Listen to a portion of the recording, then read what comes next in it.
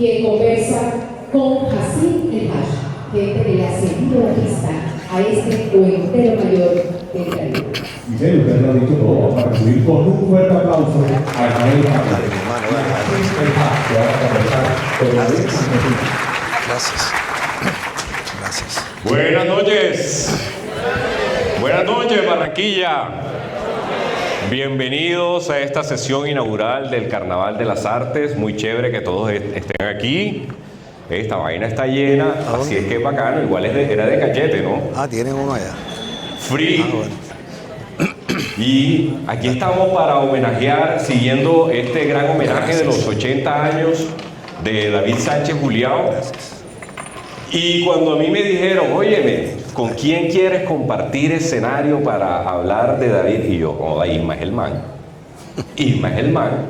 Porque Isma fue un gran amigo de David, fue compañero de trabajo de él. Siendo también. él mayor que yo, ¿ah? Siendo una pequeña brecha generacional. Sí, un pequeño comentario ahí. Muchísimas gracias por haberme invitado, de verdad que sí, así. Y a toda esta gente linda que ha venido a compartir la palabra de alguien que fue grande, que sigue siendo grande y que será grande por mucho tiempo. El señor David Sánchez Julião. Un aplauso para él, por favor, en el cielo. Claro que sí. Oye, pero ven acá, mientras pongo la camarita aquí, oye, pero déjate presentar, ya ve, o sea, tú eres un man, ajá, que hay que presentar con todas las letras. Y vamos a tirar aquí mecedora. Oye, este set sí está bacano, ¿ah? Sí, o que falta es la fría nada más. Toda chévere, marica. Sí, ¿ah? Sí, yo Oye, la última vez que me senté en esto me pegué una caída. Sí. Me caí. Óyeme. Me caí. No, porque me dijeron que había que ser decente aquí y hablar bonito. Sí, porque nos salta después el copyright. Es un poquito difícil, pero bueno. Mira, pero yo quiero comenzar resaltando a este man que tengo yo aquí a la izquierda, porque yo tengo una anécdota que contar de él. Cualquier momento me llama, sin conocerme. Ah, sí, claro. Ya. Claro. Y me dice, hey, ven acá, yo te quiero conocer. Sin conocerme me invitó a su casa, me hizo tinto, me presentó al papá, me presentó al hermano, me presentó a la esposa. Y es un man... Una tía ciega que le estaba buscando marido. El desengüese. Desengüese. Óyeme, y es un man que uno dice, un man que tiene tanto recorrido profesional, que todo el mundo lo conoce, que es famoso. Un día estábamos en Cartagena en el Festival de Cine y yo le dije, Isma, me tengo que ir porque yo tengo clase, yo doy clase universitaria. ¿Qué clase? Para ver, prende el celular. Y le hizo un video a los pelados, ven acá, aquí estoy con el profesor de ustedes. ¿Se quieren ganar un 5? Vénganse para acá enseguida. No habíamos mandado el video por WhatsApp cuando ya estaba en el Poco de Pelado aquí. Se hizo entrevistas con ellos, les hizo video. Así que yo también quiero, hombre, rendirle un pequeño homenaje a este man de acá, por favor. Un fuerte aplauso a un tipo tan grande y tan sencillo y tan bacano como Ismael Barrios. Gracias. Ahora que dices tú eso, me acordé de mi papá, que como no tenía billete para mandarnos para el colegio, decía, tranquilo, mijo, el hombre nace inteligente y si estudia se embolata. Ese era el cuento de mi papá. Pero bueno, gracias, papá, gracias, de verdad que sí. Sobre todo cuando tuve la oportunidad de ver, en algún momento estaba mirando las redes y me encontré una crónica tuya espectacular sobre algo que me llamó mucho la atención. Y esa narrativa y esa manera como contabas la historia, y me recordó muchas cosas que yo leo mucho sobre mucha gente. Leo sobre David, sobre Gabo, sobre cosas que a veces pienso que son más crónicas que historias. Entonces dije, coño, ya si tiene un talento bacano, ¿y por qué no contactarlo? Entonces, ¿será que no vaya a pensar que yo soy fake y tal, que no, o un man raro? Okay. Bueno, estamos en la inclusión, aquí no hay raro. No, nada. Aquí todo es una belleza. Depende cómo te autopercibas. Exacto. Total. Exacto. Yo tenía ganas de ladrar. Bueno, en fin. Sí, porque ahora esto es una vaina rarísima, pero bueno. Óyeme, no, yo quiero empezar esta conversación preguntándote leyendo algo para encauzar el tema, y es que yo en mis redes, cuando dije que veníamos para acá, yo pregunté cómo conocieron a David, porque a David se conoce de muchas formas.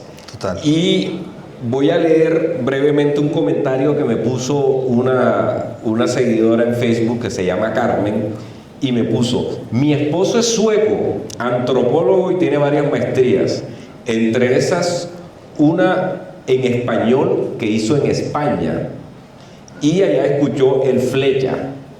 Mira por dónde va la vaina, un sueco que escuchó el Flecha, y no entendió nada. Tiene lógica. Así que una cosa llevó a la otra y su interés lo hizo interesarse en las comunidades afro que vivían en desplazamiento interno dentro de las ciudades, en Cartagena. Llegó a Cartagena, hizo un doctorado y ahí fue como nos conocimos. Él todo mono europeo, y adivina con quién está, con una mujer afro, bailadora de champeta, salsa, vallenato, y con 3 hijos lo amarré. Hay mujeres con suerte, ¿ah? Y entonces tenemos 14 años de estar viviendo en Suecia, y lo que nos unió fue una conversación del Flecha.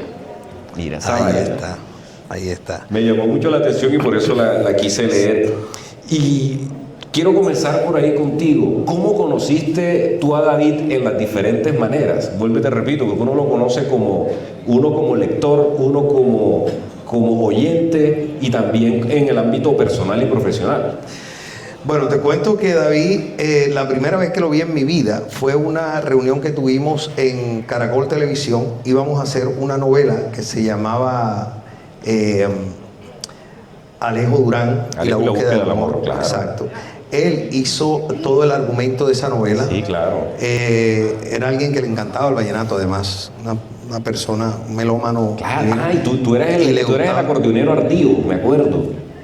Sí, claro, que le tenía la mala Alejo. Antagónico le llamaban antes a eso. Bien, sí. Que salía con el blower y tal. Eso de ardido sonó, pero no, el antagónico. Igual era ardido, porque el personaje era así. El personaje era así. Claro. Entonces tuvimos la oportunidad, hicimos una reunión todos los de producción y citaron a los actores. Estaba Moisés Angulo, que fue quien protagonizó. Claro. Entonces, y estaba el ardido, que era yo. Entonces estábamos todos ahí. Y recuerdo que llegó él y nos conoció a todos. Ya él era un gran amigo de un excelente director, Julio César Luna.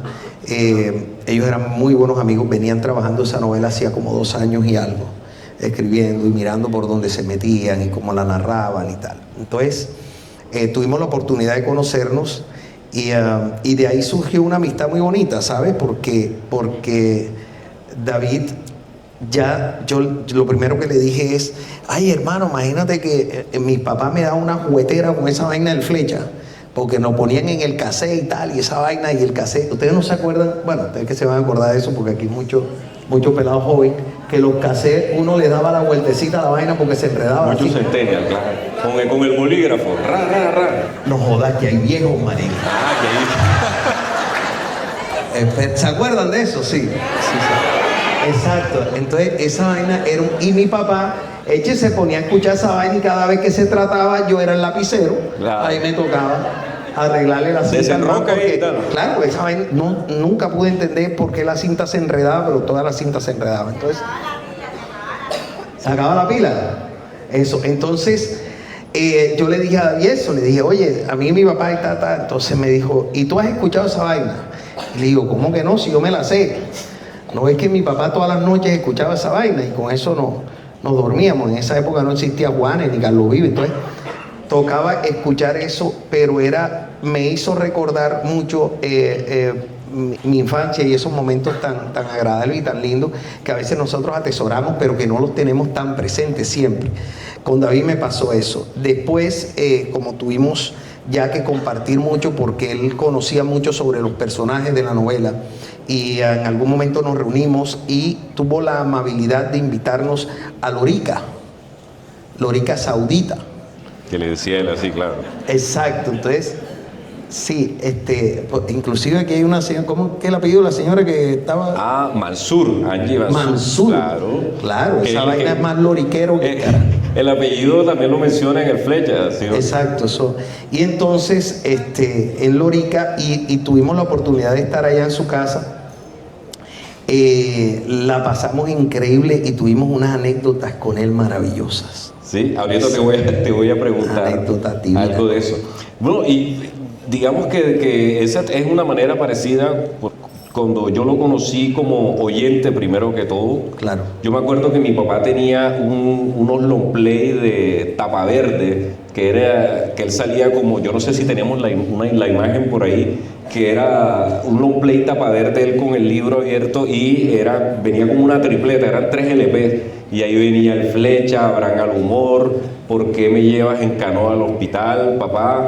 Los de mi papá eran copiados. Eran copiados. Sí, no eran comprados. A mi papá le gustaba comprar los play originales. Exacto. No eran los regrabados. Exacto. Y también tuve la oportunidad de conocerlo en persona en Cartagena. Y al igual que tú, fue un tipo súper amplio. Él estaba en un conversatorio. Divino. Además que escucharlo hablar era tan bello. Sí, eso. O sea, es un tipo que se regodeaba en la palabra y en el buen hablar, y aquella cosa le daba como una rembombanza del carajo, y después lo veías tú mamando frito en la esquina. Entonces una cosa no cuadraba con la otra. Es que claro, es que allá voy. Cuando él estaba en un conversatorio sobre Escalona, acababa de fallecer Escalona. Claro. Y él en la mitad, yo no sé por qué en la mitad del conversatorio estaba con Gustavo Tatis y Juan Gosaín, y entonces él se salió por detrás y yo me le fui atrás y le dije, maestro, mucho gusto. Así, entonces me dijo, ven, vamos a sentarnos. Nos sentamos en la Plaza Santo Domingo. Sí. Y cuando nos sentamos en la Plaza Santo Domingo a hablar, empezó a llegar el vendedor de lotería, el de la cámara instantánea, empezaron a recitarle fragmentos de cuentos, de novelas, de toda vaina. Y entonces ahí es donde llega esa dicotomía. Un tipo que estaba de lino impecable, que tiene como un porte aristocrático, y entonces le llegaba la gente del pueblo. Ya, incluso yo me acuerdo que él cogió la tabla del man de la lotería, cogió la tabla y le dijo, venga, y la volteó y le firmó un autógrafo en la tabla de la lotería al man. Ya. Y me dijo, coge mi teléfono, tal, que no sé qué, llámame cuando quieras. Y yo lo llamé varias veces porque estábamos concretando una entrevista que nunca sucedió. Y el tipo cada vez me contestaba y me contestaba él. Y, o sea, era un tipo súper amplio y una gran persona, una gran persona. Yo siempre le dije, David, porque estaba recién saliendo la moda de las cirugías plásticas, le dije, David, ¿por qué carajo no te operas ese barrigón? Y dice, porque el problema mío es la cara. Él era increíble. ¿Cuál crees tú, qué fue lo que más te quedó a ti de David en términos de él como escritor, como gestor, como defensor de lo nuestro? Es que hablar de David es hablar de muchas cosas. Tendremos que aplazar los que vienen después que nosotros. Sí. Por cierto, ¿cuánto tenemos? Que nosotros estamos aquí achantados. Dale, ahí me dijeron por ahí que aquí repartían sopa y cosas ahí. Sí. Bueno, les cuento que hablar de David un poquito era hablar de todas sus vivencias, de todo lo que él, y narraba de una manera impresionante las cosas que vivía muy cotidianas. Entonces, un cuento que para uno nos parecía un cuento malo, David se regodeaba tanto echando el cuento y hacía de aquella cosa algo realmente maravilloso. Así el cuento fuera malo, pero la extensión del cuento, su manera de narrar las historias, eso lo hacía súper. Por ejemplo, yo casi nunca he podido leer una cosa de David sin reírme, y la leo y me río otra vez, y la leo y me río otra vez, porque me lo imagino a él echando el cuento. Sí, pues está escrito de tal manera que suena. Claro. El libro suena. Y es totalmente sonoro. Cuando tú lees un libro de David, tiene su musicalidad. Total. Por ejemplo, ahorita vamos a leer algo, y tiene una musicalidad increíble, pero una musicalidad totalmente autóctona de nuestro Caribe. Eso yo creo que es algo súper valioso, y David siempre trató de rescatar eso, de rescatar esa idiosincrasia y mostrársela al mundo y decirle, miren, aquí hay cosas bien importantes. En Nueva York, en un apartamento que él tenía en Nueva York, un día él sabe que yo me pagué toda mi carrera en Bogotá y tal, cantando salsa en todos los bares. y él me llama y llego a Nueva York y él me dice, Ismael, vente para acá, para el apartamento y tal, que quiero presentarte a alguien.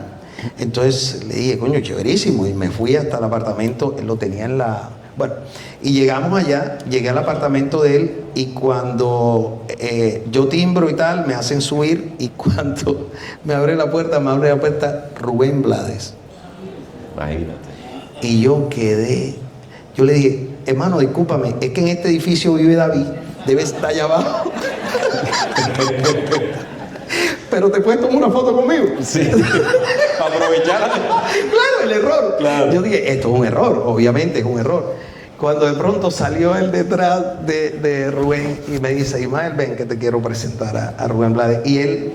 Y él tenía esa particularidad. Nunca hablaba de la gente que conocía, nunca hablaba, siempre echaba cuentos de gente de su tierra, con nombres propios. Sí. Entonces, claro, los nombres propios a la gente que conoce el personaje le causaban muchísimo más gracia, porque él sabía cogerle el ritmo al personaje.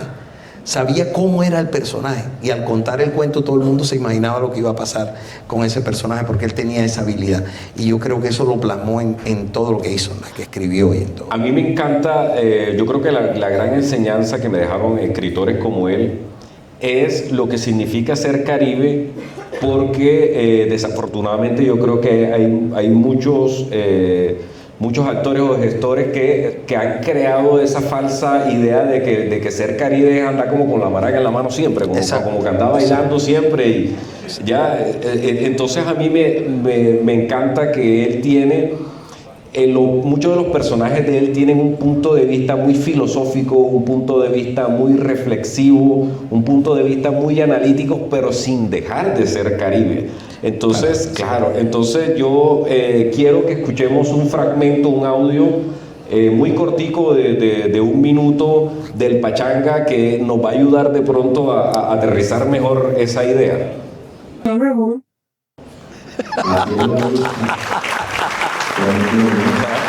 Entonces fíjate cómo el tipo hablando de un personaje que está como en la esquina Hubiera sido divino que David hubiera podido narrar la vida de Diomedes, ¿no te parece? una vaina así que... Hubiera sido una vaina genial. Y entonces ahí te habla de racismo, te habla de desigualdad, te habla de pobreza, te habla de muchas cosas en 1 minuto, pero sin montarte un tratado académico. Exacto. ¿Ya? Entonces, yo digo que esa es la genialidad del man. Y entonces, te habla de un personaje que tiene como la alegría como para sobreponerse a los problemas, Claro. pero es un personaje que es profundamente reflexivo, que es consciente de su fracaso, que es consciente de que día a día la está luchando el Pachanga, que era conductor de camión. Claro, de camión. Entonces a mí me parece eso importante, que no ridiculiza el ser Caribe, sino que le da la altura. Y le da un realce tremendo porque coge esa idiosincrasia y se mete dentro de la realidad de los personajes. Cada personaje tiene una historia. Así no suene ridículo, el personaje tiene su historia, se la cree y es su verdad. Y yo creo que él de cada personaje hacía eso, ¿sabes? Le sacaba, yo te decía lo de Diomedes ahorita porque cuando yo escuchaba a Diomedes hablando con Macaulay, que decía que no se quería morir con estos calores que hacen ahora. Claro. Y que esa era su verdad. Claro. Esa era su realidad. Era su cosmovisión. Claro, y él decía, yo me quiero morir porque, imagínate tú, los peladitos vendiendo chitos. Y él se imaginaba toda una realidad. Ese entierro, claro. Una cosa. Entonces, por más ilógico que a veces nos parezcan las cosas, son la realidad de cada quien. Y David cantaba eso. Yo tengo una tía que me mandó a filmar el entierro de ella. Yo no sé en qué momento lo iba a ver. Pero una tía de mi mamá siempre me dijo, el día que yo me muera, yo quiero que tú grabes mi entierro. Ella era un personaje muy famoso en Calamar, entonces ella dijo, yo sé que a mi entierro hay gente, ¿oíste? Así que yo necesito que eso quede grabado, me dijo. O sea, ella quería un archivo fílmico, ¿para qué? Todavía no sé. Sí. Pero yo se lo grabé, ya me entiendes. Por si acaso. Qué jodido. Sí, cada quien tiene su realidad de lo que estamos hablando ahorita. Totalmente. Oye, pero tú, tú me dijiste hace un rato que fuiste a Lorica con David. Ah, en ¿Cuántas Lorica, veces? sí, en Lorica pasaron cosas maravillosas con David. Él nos invitó a comer, a almorzar al mercado de Lorica, pero el mercado de Lorica no es lo que es ahora. Ahora está tremendamente lindo. Si hay loriqueros aquí, loriqueros hay en todas partes del mundo. Dígame. Sí, entonces El loriquero. el mercado, sí hay, tiene que haber, tiene que haber. Ya está levantando. El mundo no está escaso de loriqueros. Sí. Entonces, te digo que fuimos al mercado de Lorica, pero el mercado de Lorica no es como es ahora, que es lindísimo. En esa época eso queda pegado al río, pero eso era horrible y olía a de todo. Y entonces David nos llevó allá a Julio César Luna, a Moisés Angulo y a mí, y nos llevó y nos dijo, aquí venden el mejor sancocho de cabeza de pescado que ustedes se van a comer en la vida. Nosotros llegamos allá a las mesas y bueno, la gente de todas maneras llegando y la foto y la vaina, pero... Y el clima, uy, ¿cómo estaba el fresco? rico. Aquello... Sensación primaveral, me imagino. El boli lo vendían a $1.000.000. Entonces, les cuento que yo me tomaba la sopa y le decía... La sudaba, mejor claro, dicho. y el mosquero. Y entonces uno tenía que soplar la mosca y para meterse la cuchara porque... Y yo veía a David cómodo y a todo el mundo cómodo y le he dicho yo, David, ven acá, esta vaina que es, mi hermano. O sea, si es el mejor restaurante de cabeza de esa, esta vaina tiene que tener domicilio. Y dice él, claro que tiene domicilio, Isma. Y el domicilio es espectacular, porque las moscas te las empacan aparte.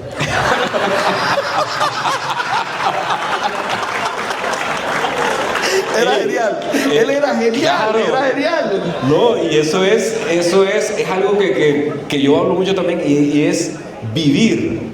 Claro, se claro. trata de vivir. Claro. Porque es que si tú eres un escritor, si tú eres un artista, tú vives de lo que pasa. Entonces, si estás metido en el hotel, eso no te pasa. Exacto. Y él decía que le encantaba Lorica porque ya la gente se había acostumbrado a verlo.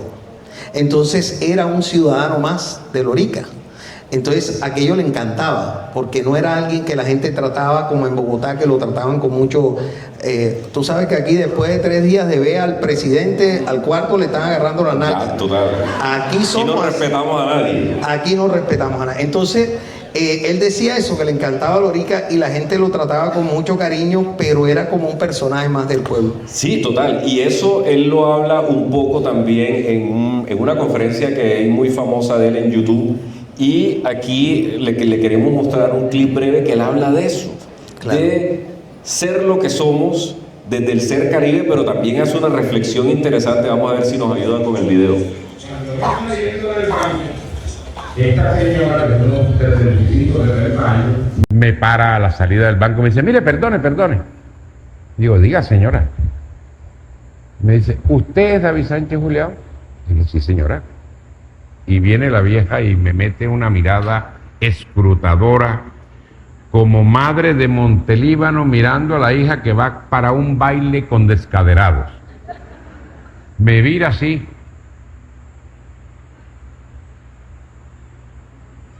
¿Usted es David Sánchez Julián? Sí, señora. Y otra vez. Digo, sí, señora, yo soy. Y me dice, ¿y esa es toda la bulla? ¿Cómo va a ser importante una persona que se parece a sus hijos? Que habla como sus hijos, que come como comen sus hijos, que baila como bailan sus hijos? Ustedes no me han visto a mí bailando porro. Que camina y que habla y que se parece. Y sí, tengo cara de gente de ahí, de estos pueblos, ¿no? Porque la gente importante no se parece a uno. Nos han metido en la cabeza que aquí se es más importante en la medida en que menos de aquí uno parezca. Le dijeron a un tipo, cuando yo gané el premio Plaza y Janés, un tipo le dijo al otro, que oye, qué cosa buena la del David. A mí en Lorica me dicen el David Sánchez. Mis amigos, qué cosa buena la del David Sánchez. Es un escritor importante. Y dice, eche, que va a ser importante ese tipo si jugó trompo conmigo. La condena fue haber jugado trompo con ese tipo. ¿Sí? Yo no he debido haber jugado trompo con ese tipo. Porque las tías lo primero que comentan es llaman a la gorda de la cocina, gorda, ven acá. Y llegó la gorda y le dice la tía, ¿y este liso quién es? ¿Cómo es que va llegando aquí y va ordenando mote de queso? Y tú le vas a dar el bleo que trajeron de tu viejo a ese tipo. Entonces se sentó conmigo en un mecedor y preguntó muy morroanamente, mijito, ven acá, mijito. ¿Tú cómo te llamas? No, ¿tú de dónde eres? Dije yo, de Lorica. Ah, ¿cómo te llamas? David. ¿Y tú conoces a Lisandrito Herrera, que es de Morroa, que vive allá en Lorica? Digo, claro, Lisandrito. Y después me había preguntado el nombre y me dice, ajá, ¿y tú te llamas David? ¿Y qué apellido es? Sánchez. ¿Sánchez qué? Juliao. Y se quedó callado. Ah. Bueno, gorda, mismo te hice la siesta y me fui. Llegaron Eliodoro y Elsie, mis amigos, a las 7 de la noche. Estaban de viaje. Y se abalanza la tía corriendo y le dice, conocí a David Sánchez Juliao. Sí, tía, ¿cómo te pareció? Dice, uso. Yo creí que tan siquiera era cachaco. ¡Lorique! Cuando voy saliendo del banco,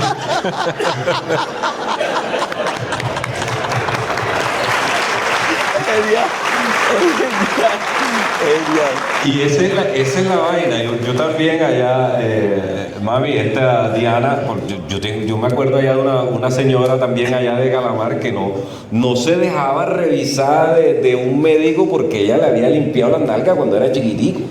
Decía, ¿cómo me va a atender si yo lo limpiaba cuando chiquito?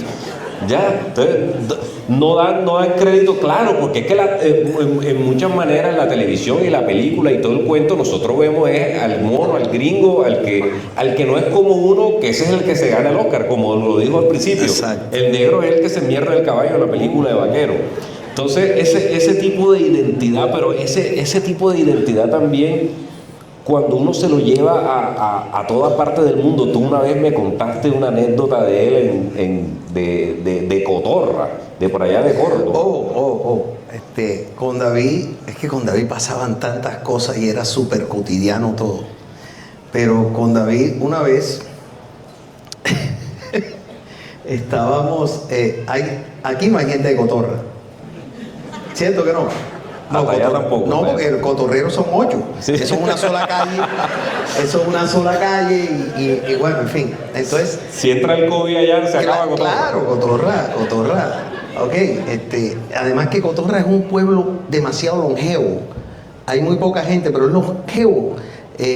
Para estrenar el cementerio tocaba alquilar los muertos. Sí, se traía. En otro para poder inaugurar el cementerio. Pero no, Cotorra es un pueblo muy pequeño. Un día estábamos con David compartiendo ahí en un corredor y riéndonos en la mañana después de desayunar, y llegó alguien a saludar a David. Entonces le digo, hola David, ¿cómo estás? Y, hombre, muy bien, mijo, ¿qué más? ¿Cómo estás todo? Y dice, no, muy bien. Oye, pila, Carlos Camargo cumple hoy, así que Cotorra debe estar prendido. Cotorra, 2 calles. Se prende con un transistor. Entonces, eso debe estar prendido. Entonces le dice, man, hey, ojo, ¿de qué estás hablando tú? Si este man se fue para Nueva York hace como 4 años, y dice, uy, debe estar ese Nueva York prendido. Claro, porque la como Claro, su mente era una de cosa bien tamaño de estrecha. pueblo, claro que Imagínate, sí. Nueva York prendido por un cumpleaños de un cotorrero. De un cotorrero, aquello era una vaina del carajo. Pero... Óyeme, bueno, nosotros hemos visto por aquí, pues, como te repito, aquí hablar de David es 15 días, pero Sí. y nos queda faltando tiempo. Exacto. Pero David era un tipo sonoro y escuchamos un extracto del Pachanga. era también un gran conferencista, un showman si se quiere. Total, total. Era un personaje. Además que como se regodeaba tanto en la palabra, aquella cosa lo hacía divino, lo hacía bello. Pero lo que siempre me llamó la atención de David es que David era así en su casa, comiendo. Era el mismo David. Era el mismo, sí. El mismo David. Entonces, no era alguien delante de las cámaras, ni era alguien aquí hablando como estamos nosotros, sino que era totalmente, era su estilo de vida, su personalidad y cómo él manejaba el mundo. De la misma manera, era el mismo David aquí que en cualquier parte Total, del mundo. eso lo decía recientemente su hija Paloma Sánchez, a que le mandamos un abrazo, que por fuerza mayor no pudo estar aquí con nosotros. La idea era que ella estuviera aquí. Sí. Y ella decía, mi papá no tenía un personaje, él era el personaje. 24 horas, Totalmente. él era un personaje. Pero entonces yo te decía que ya hemos visto varias facetas de David, pero yo te puse el reto a ti de leer un extracto de un libro de David, ¿sí o no? Dios mío. Para que aquí el viejo Isma Espérate un momentico a ver. nos lea un extracto del Flecha 2, que fue uno de los últimos libros que sacó David, y vamos a ponerlos aquí en la viva voz, que quede grabado esto. ¿Ah? Espérate un momentico. Mierda, ahora se te perdió. Acuérdate, 62, papi. 62. Ya la vista le mama gallo a uno. Las luces bajas, ¿cómo están ahí, padre? No, bien. Sí, de sí. luces estamos bien, sí. Gracias al doctor Fernando Gatro que me operó. Bueno, aquí tenemos Tú entonces. eres un vamos- beneficiario, pero mira, aquí te tenemos cipos de micrófono bacano aquí. ¿Verdad? Papi, Bien, entonces, chévere. para que hagas la empanada ahí con Mierda, bastante qué vaina carne. buena. Ven, yo te voy a grabar aquí de una para eso. Pero entonces deja mi loco. ¿Qué? No, pues, Joda, si no es que te tenemos. Ey, la tecnología es una luz vaina incidental y todo, o sea, ¿qué te pasa? Ey, un aplauso para estos muchachos que se han preocupado. Si fuera el electricista Calamar, no Sí, voy a tratar de leer sin reírme, porque la verdad es que todos los diálogos de David eran muy graciosos. ¿Ok? Y vamos a arrancar con él.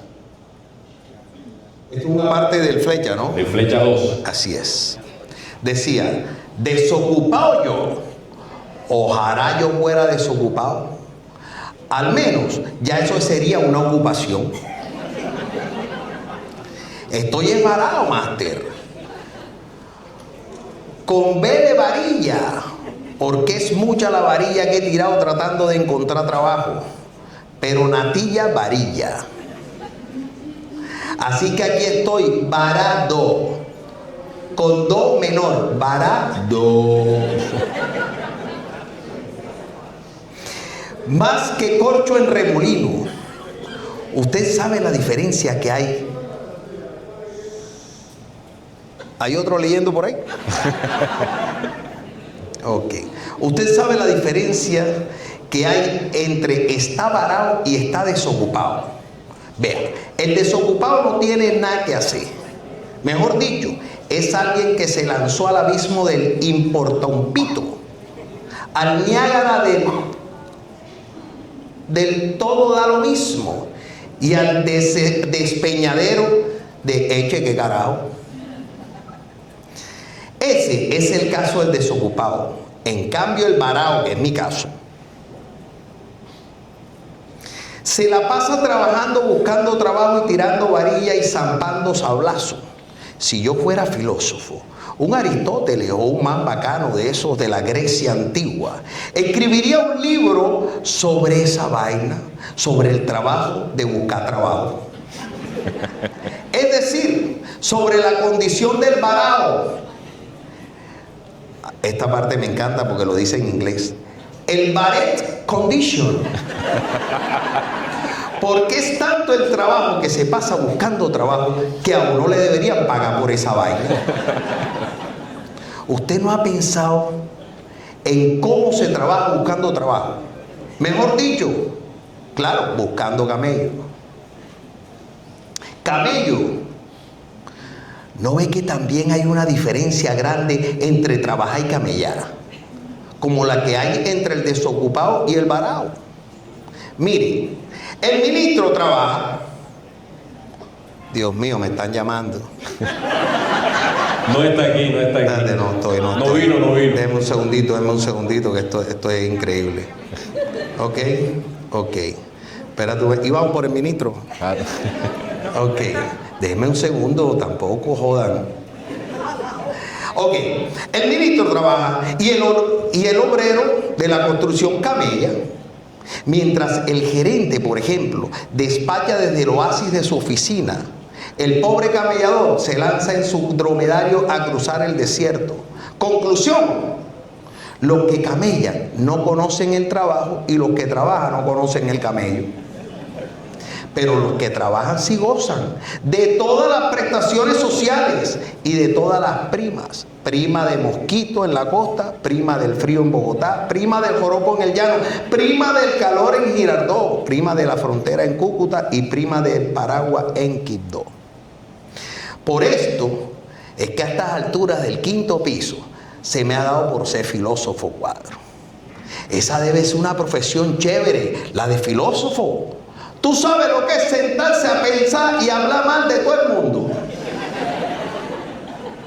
Oiga, máster, ¿de qué vivían esos carajos filósofos en Grecia, ya ves? Porque el man ese Aristóteles, me imagino que nadie le iba a pagar una consulta si ponía en la pared de su consultorio allá en Atenas un aviso que dijera: doctor Aristóteles Sánchez Sánchez, filosofamos a domicilio. En eso nos parecemos Aristóteles y yo, ¿ah? Que no tenemos quien nos pague una consulta y con tanta vaina que sé yo, joda, porque yo sí aprendió vaina en estos 30 años, cuadro. Joda, yo parezco un internet. Ustedes se imaginan mi página: www.elviejoflecha.patacón. Eche sí, porque el patacón es mejor que el .com, ¿o no?